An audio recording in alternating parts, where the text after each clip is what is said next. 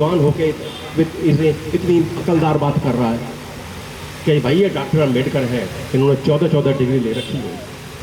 तो उन्होंने कहा कि भाई आप देश को छोड़कर जा रहे हो, हमारा क्या होगा?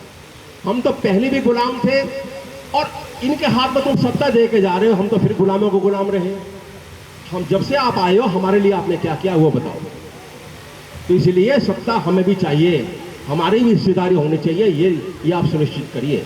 तो बड़े ही बाबा साहब के संघर्ष के बाद में रैमजे मैकडोनाल्ड इनके प्रधानमंत्री थे लंदन के, इंग्लैंड के, उन्होंने डबल वोट का अधिकार जिसे कहते हैं कम्युनल अवार्ड वो बाबा साहब को दिया और घोषित कर दिया कि दलित की जो है ना 2 वोट हुआ करेंगे, हमेशा 2 वोट, बाकी सबकी 1 वोट, एक बार में 1 वोट डालेगा।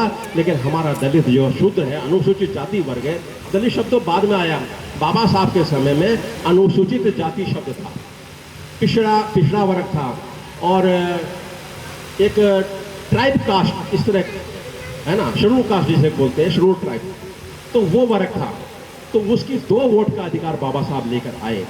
लेकिन राष्ट्रपिता जिनको हम कहते हैं, जिनको मान्यता मिल गई है राष्ट्रपिता की, गांधी जी ने इसके विरोध में भूख हड़ताल कर दी, आमरण अनशन कर दिया कि इसको आप वापस लीजिए, अन्यथा मैं भूखा प्यासा मरूंगा, भूखा प्यासा मरूंगा। अंग्रेजों को भगाने के लिए कभी भूख हड़ताल नहीं की, ध्यान देना मेरी बात को। अंग्रेजों को देश से निकालने के लिए कभी किसी ने भूख हड़ताल नहीं की, लेकिन दलितों को, अनुसूचित जाति के वर्ग को अधिकार न मिल जाए, इसलिए उसने आमरण अनशन करके बैठ गया। आप समझ लो, पूरा मीडिया, जब ये टीवी और रेडियो होते थे, टीवी तो कुछ होता नहीं था, अखबार होते थे,